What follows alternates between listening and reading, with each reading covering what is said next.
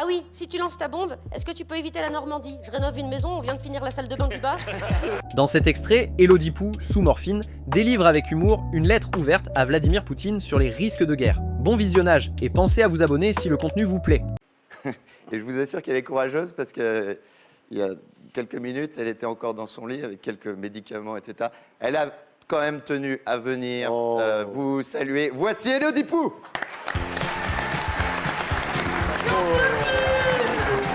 Où est ton texte? Parce que la neige, elle est trop molle pour moi. C'est trop dur. Tenez. Je suis vraiment bien Elle était dans son lit et qu'elle arrive comme ça. Dormez. Elle était dans son- Ah non. Non mais dormez avec, comme ça vous saurez ce que ça fait Ça que de t'est pas dormir arrivé sur la dans ton béquille. lit, ça. C'est vrai que je suis souvent sur la béquille. En plus, il y en a deux, ça te fait un copain. Donne-lui un tabouret. Non, je suis Non, elle très bien préfère, comme elle ça. préfère. Très bien comme ça, je suis allongée depuis tout à l'heure, j'en ai marre. Bienvenue dans la première chronique sous morphine de l'histoire de la revue de presse. Comme disait Chardin, je suis stone. Mais ça va aller. Avant de commencer, j'aimerais rendre hommage à l'infirmière qui s'est occupée de moi et qui, me reconnaissant et voulant faire des blagues, puisque j'en fais moi-même, m'a dit « Hey, bon courage, gros corps malade !»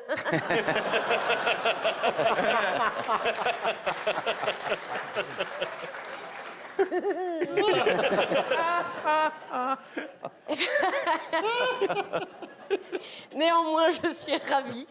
Parce qu'en étant à Valseny tous ensemble, pour une fois, on est tous au sommet, et ça, c'est pas toujours le cas dans nos carrières respectives. Et moi, ce soir, j'ai envie de célébrer ça, de célébrer la vie, les bons compagnons, la montagne, le ski et le fromage à raclette. Car comme disait mon ex, surnommé le précoce, on ne sait pas combien de temps ça va durer. Car oui, tout ceci pourrait disparaître, messieurs, dames, rien qu'en appuyant sur un gros bouton rouge en Russie. Et oui, comme disait mon ex, parfois pour s'éclater, il suffit juste de trouver le bon petit bouton. Décidément. Oui, tout ça pourrait disparaître. Les copains, la montagne, l'humour, le saucisson et les maigres cuisses de Jérôme de Oh, Verpierre. arrêtez avec les cuisses.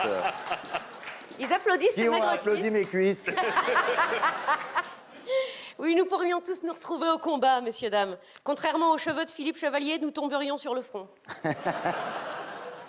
Le soldat Chevalier, puisqu'on est dessus, qui certainement râlerait parce qu'il fait trop froid. Bah non, qui c'est qui a mis la clim? Bah personne, Philippe, on est sur le front russe, il fait moins 15. Moins 15? Mais c'est l'heure de l'apéro, s'écrirait Stéphane Rose. Le sergent Mabille, il râlerait aussi, parce que n'ayant pas eu le temps de finir son programme comme j'aime avant la mobilisation, il serait trop serré dans son treillis. Maillot et Maillot, quant à eux Maillot. Je sais, c'est nul, mais c'est bientôt la fin du monde, alors comme dirait mon ex, c'est bientôt la fin, alors je lâche tout avant que ce soit fini. Quel souvenir. Dis donc, là, tu verrouilles, hein. Pardon, Michel Onfray.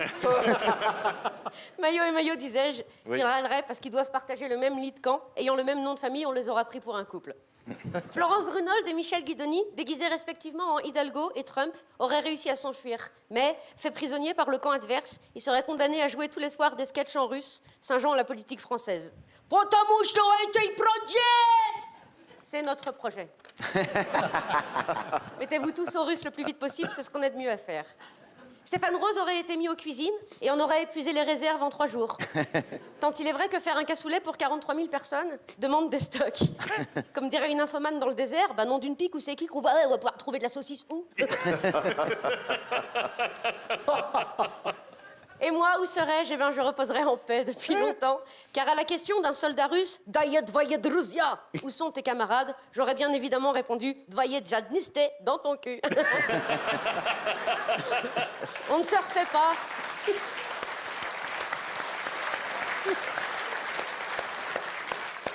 Ce qui m'aurait valu une balle dans le caisson, certes, mais au nom de l'humour. Alors comment faire pour éviter ça? Comment stopper Poutine dans cette folie dévastatrice qui est la sienne? Plusieurs méthodes. Alors allons-y crescendo. Tout en bas, il y a la méthode Pécresse, autrement appelée la méthode Moll, et qui donne à peu près ceci. Bon, Vladidi, maintenant, c'est stop. Qu'est-ce qu'on a dit? Tu laisses des pays aux copains. Tu as déjà 17 millions de kilomètres carrés, Vladidi. C'est bien, déjà. Tu la vois, celle-là? L'élastique, il est tendu, il va craquer. Hein. Eh bien, c'est vous. C'est comme un slip sans les trous pour les jambes, c'est rigolo, mais ça sert à rien. Puis vient la méthode Macron, autrement appelée la méthode portefeuille, punie d'argent de poche, le Vladidi. C'est plus sévère, mais comme on dit quand on joue au frisbee avec un nain, c'est marrant, ça lui passe au-dessus.